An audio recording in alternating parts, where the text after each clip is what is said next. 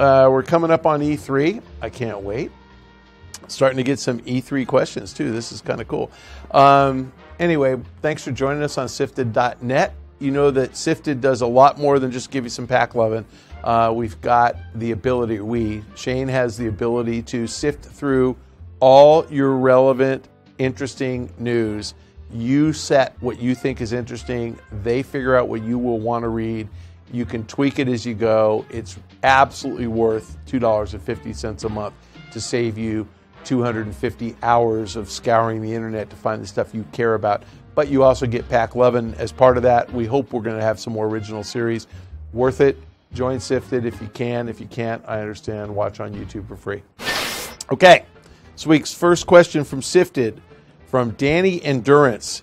Did Nintendo gain anything by announcing it was already working on the NX in March 2015? Was it a major mistake that killed interest in the Wii U even faster? Yeah, I'm sure that the announcement of a next-gen console will always drive demand for the current console lower. That for sure. The fact is that the Wii U was pretty much dead, after it was out for a year, because people just knew it was not that fun. The gamepad was difficult to use. I think a lot of people expected it to be a tablet, and it's not, and have multi-touch screen, and it doesn't. And I think a lot of people had trouble using it, couldn't figure out the utility. I think a lot of developers had trouble, not Nintendo developers, but third-party, integrating the gamepad into their gameplay. And I think that most consumers just did not see the point. But I really think that the Wii U died when pretty much every Western publisher stopped supporting it. So as far as I know, other than Just Dance and Skylanders, I don't think there's any Western publisher games on the Wii U. I don't think that anymore. I mean, Madden was on at launch, but I don't think you have any EA Sports games, no Call of Duties, no Take-Two titles at all, no Grand Theft Autos. That's really what kills the Wii U. Like, if you're buying a Wii U, you're buying it to play only Nintendo games and the occasional, Capcom game or something that, that maybe a Street Fighter here and there, but you're not getting anything else. And so, yes, I agree that announcing the NX hurt already lackluster Wii U sales. I think the bigger problem, the bigger pain for the Wii U is not knowing what the NX is.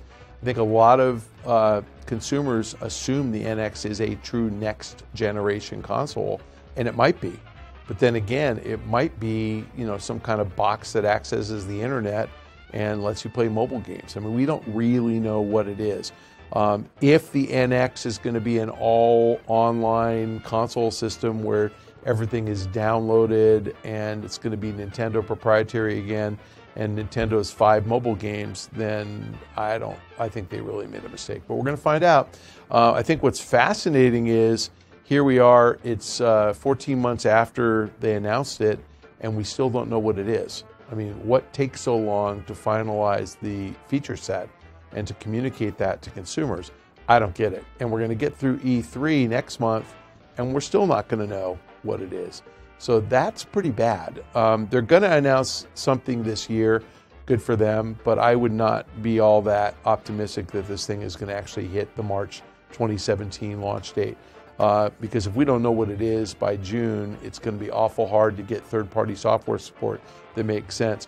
I understand that there are a handful of publishers who have dev kits and are working on games, not the Western guys, or certainly not in a big way, and frankly, the Western guys don't seem to have any interest in it.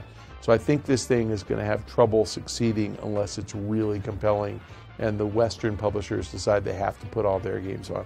We'll see what happens. But yes, I agree, it was a major mistake to announce it that early with no details, and yes, I believe that hurt the Wii U even faster. Okay, our next question from Sifted, from Airbus Jones. Airbus.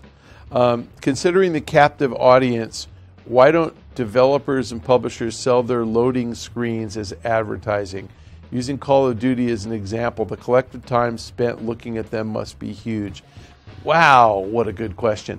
So there was a movement back in the early part of last decade, so 2004, maybe 3, about in-game advertising, and it was a hybrid between product placement in a game and using loading screens for advertising. And they were talking about maybe billboards as you're driving by that would advertise real products, or again, load screens.